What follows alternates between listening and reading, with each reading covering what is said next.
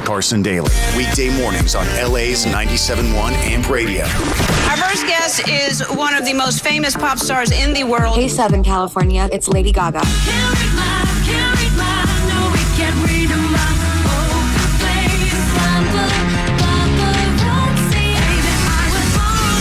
I see in Lady Gaga a touch of theatrical genius. Our next guest is a music superstar. And the Grammy goes to... And the VMA goes to... And the Golden Globe goes to... Lady Gaga, American Horror Story Hotel. Welcome, my friend, and a courageous lady herself. Here is Academy Award nominee. Please welcome international superstar Lady Gaga! Lady Gaga is here. Well, the accolades get bigger and bigger. Carson Daly live on AMP Radio, 804. Lady Gaga, good morning, sweetheart. How are you? Hey, good morning. How are you? I'm good. You warm up from that polar plunge? I saw you were on Taylor's back as he went into the frigid water, and then I was like, oh, wait, did you submerge yourself too? Well, I went fully under, and I always ask him to, assist me because your body has a rigid rejection to that water as soon as you touch it. That's your second year doing that, right? Oh, yeah, my second year, yeah. So I always tell him, I say, give me a good shove under the water. I guess it's like when you go skydiving, you have to go tandem the first time for fear that your own body just will not allow you to jump out of a perfectly good airplane. Your brain goes, why are you doing this? You're doing it for a great cause. As Angie mentioned, your second year for Special Olympics. Just say, what a year it's been for you. I think I saw you over the Today Show a while ago, and it was with our buddy Tony Bennett, but so much has happened. You took on the acting gig. You won the Golden Globe for American Horror Story. Congratulations on that. Thank you. We saw you at the Super Bowl. We saw you doing Bowie good at the Grammys. But then, of all the moments that we've gotten to see you, something really special happened at the Academy Awards. Just let's back up and tell me about The Hunting Ground, the documentary, and how it came to you, this project, and how you and Diane Warren penned the song that we all watched and were so moved by till it happens to you. Well, I got a phone call from Diane Warren about this film and about this project. She really wanted to work with me on it. And Bonnie Greenberg, who was the music supervisor, reached out as well. And, I have to be honest, at first I was really unsure if I, even wanted to do it, just because of course I wanted to do it. I want to be a part always of helping raise awareness for, things that are important. But it was something that was just so close to my life that it feels like you're really exposing yourself to people. And, thank you so much for, being so supportive and all the nice things you said. Because, even since the Oscars on Sunday, I can't tell you how, exposed I feel. I just feel like I revealed so much to people. But I'm happy that I got to, be there for women and men that, feel alone everywhere. You were on stage along with 50 other sexual assault survivors, very powerful.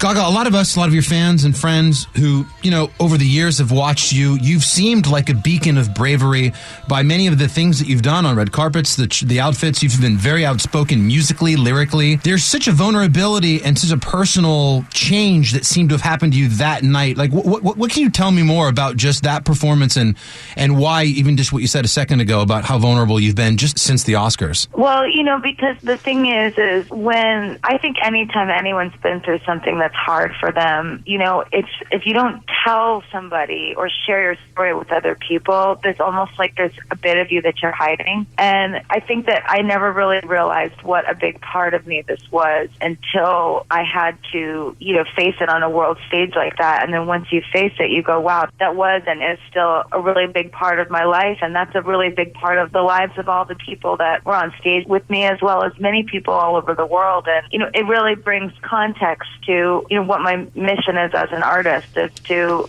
bring people together through music. And that, I was just really happy that happened. But yeah, it's definitely been, it's a very strange thing growing up in front of the world, and I know I wasn't, younger than 21 when people started to know me from my music, but I still feel like I've, grown up with a lot of the world watching it. This was just another kind of, I guess, moment I was growing up. Will you continue to either publicly or privately tell your personal sexual assault story? You know, I think I will. I mean, I have told this story before, and, you know, I hate to say it, but it's just that people don't always listen or care, and that's often why a lot of women and men don't come forward, because it's this really awkward conversation that nobody really quite knows how to deal with. So I think, you know, I will tell my story. I just want to tell it when, you know, I can use it to further some more change in the world, and when it will be effective, if that makes sense. Of course it does. Of course. And whenever you're ready to do that, obviously on your own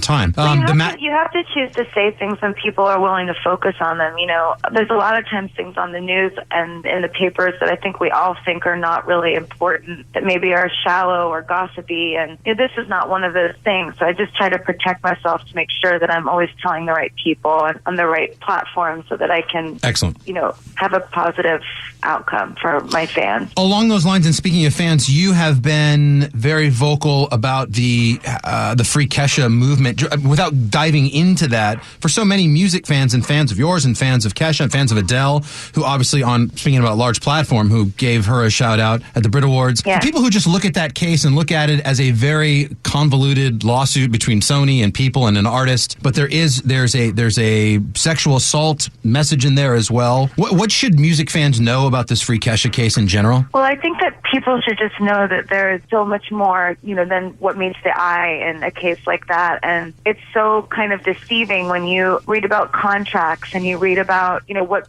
people owe each other in terms of power and records. The truth is, I feel like she's being very publicly shamed for something that happens in the music industry all the time to women and men, and I just want to stand by her side, because I can't watch another woman that went through what I've been through suffer, you know, and have everyone have a go at her as if, you know, she's lying. I mean, this is just, it's just one of, I mean, I have to say, I talk to her every day. I'm friends with her personally, and what I'm watching her go through is not only something I've been through, but something that's really devastating to witness. Somebody that has such a beautiful light within them, so much talent to give, just to see that light burn out because they feel that no one's listening to them. I feel that it's, you know, my responsibility to stand up for her when, you know, there's a lot of people that are not listening to her plea for love, for people to have compassion and empathy. And I mean, I think we all know that people in power sometimes can use their power for bad things. And that's just reality. That's just the way that the world works. And it's just not fair to women or men when those powers are used against them and we're told to just shut up and go back to work.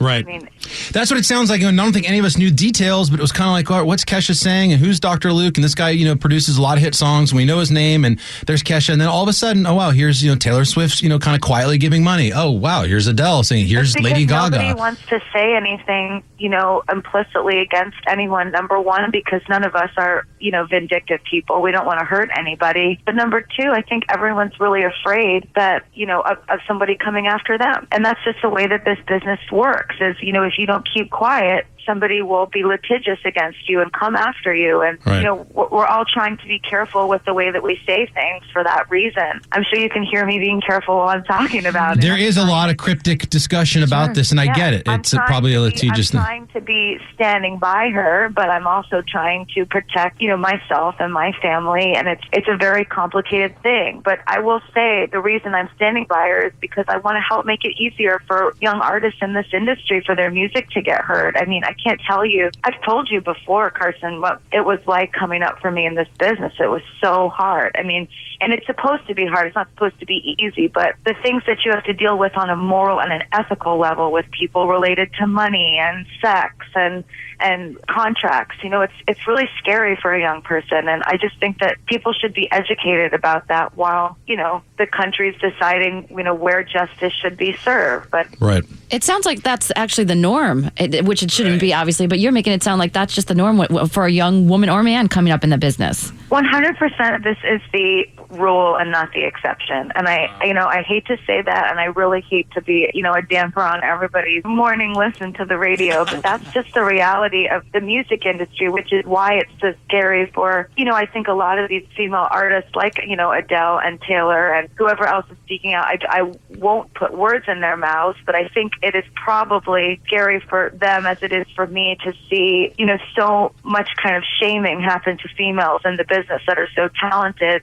because they're just not in, as much of a position of power as the people that are speaking out against them. But even by a greed standpoint, I mean, after Kelly Clarkson's comments today, she came right out and said she was blackmailed and was kind of forced into working with Dr. Luke. But I just don't understand why. What a PR nightmare to have all of you. You've named 5 of the biggest 5 of the biggest just artists in music in general. Mm-hmm. Why wouldn't Sony just let her out of her deal altogether? And it seems like there would be a way to settle this because they're certainly losing in the court of public opinion. I think that, truthfully, they probably didn't think that this story was going to blow up. I think you're right. It has. I think you're right. I think that it got swept under the rug, and at some point, we're going to shake the tree until that leaf that has Kesha on it falls right off.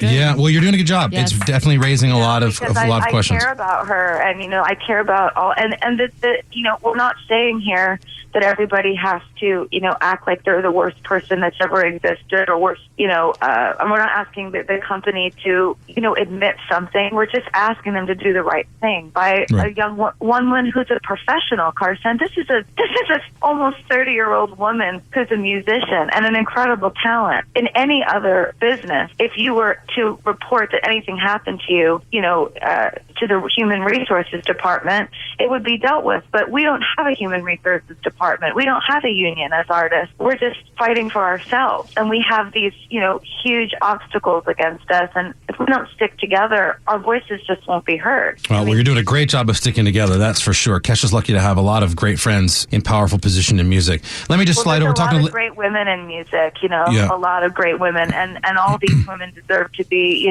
I think, upheld for how strong they are. Absolutely. We're talking to Lady Gaga live on Amp Radio. It's 8:15. I got to cover a couple of quick things and I'll let you go because I know we've got some other calls to make. The Golden Globe was amazing. You won American Horror Story. You're going to do another season, and you tell me yes or no on that.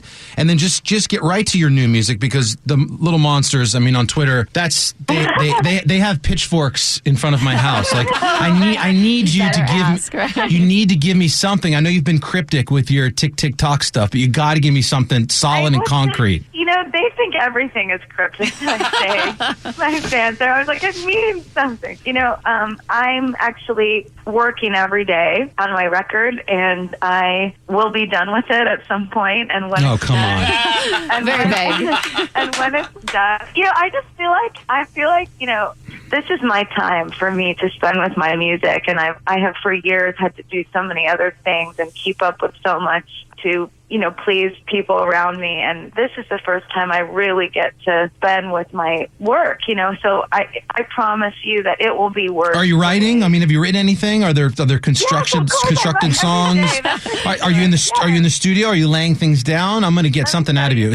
I've been writing since the day the art rave ended a few years ago. Okay. So, I write every single day music, but I write my own music. So I don't wake up and someone sends me a list of the songs I'm going to go into the studio and record. I have to make it. So you got to give me some time.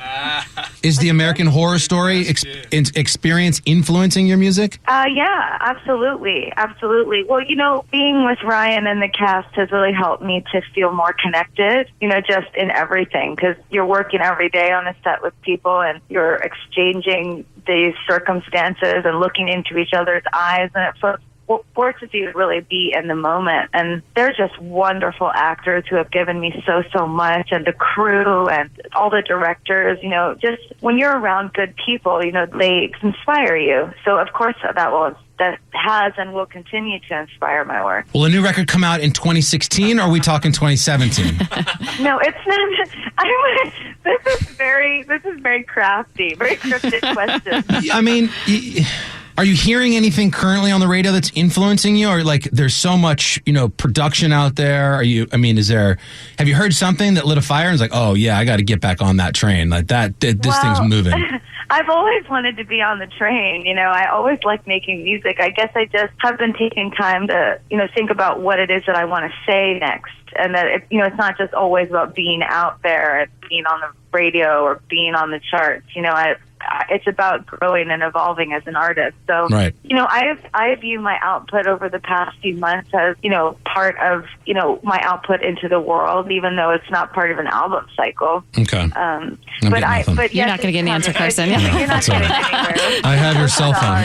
I'm going to call you when we get off the air, and I'm so happy. I'm so good. happy. You sound amazing. I honestly, I don't know if it was the polar plunge yesterday, but you sound great. I know there's a lot going on. It's been a busy year, and just that Oscar thing, because that whole Oscars was so marred in controversy, and your performance just was such a incredible beacon of, it was so powerful. It was just so that's really sweet. I can't even watch it. I mean, it's so funny to me because that's the way it is. I guess is I can't see those things about myself that other people see, but it really is so wonderful that you all are saying that. I mean, it means a lot to me. And also, how are you? I always feel like we're enough about me. Stop. I'm fine.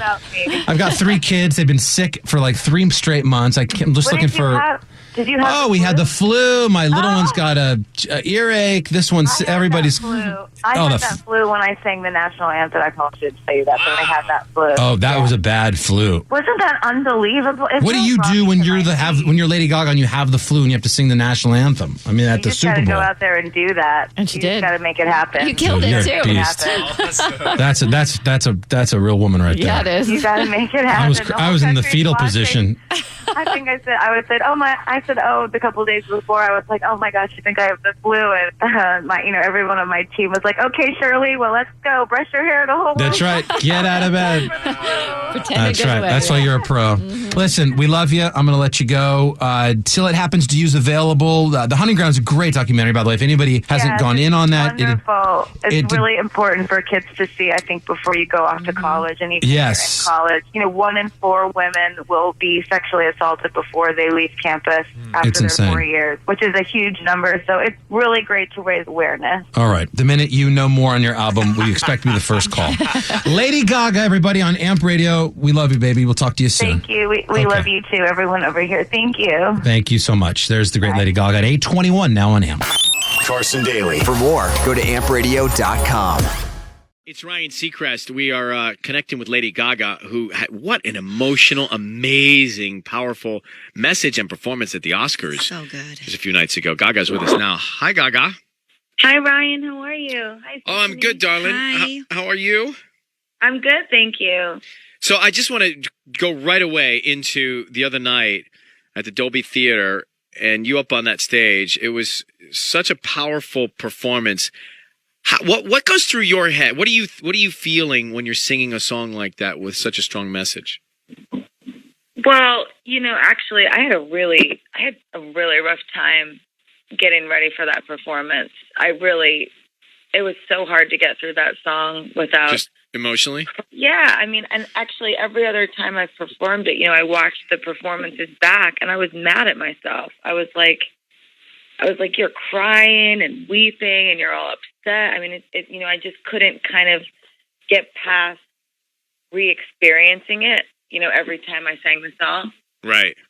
And that's pretty common with people that have been through, what we've been through is you're constantly sort of reliving the experience, and it kind of paralyzes you with fear. And I didn't want to look like that at the Oscars. I said, I got to go out there and I have to be strong and I have to get through this and really stand up to this person. Well, and so is that because the body language you were throwing your body into that song, Mm-hmm. Is that part of just being able to stay from getting too emotional? Is that what you did?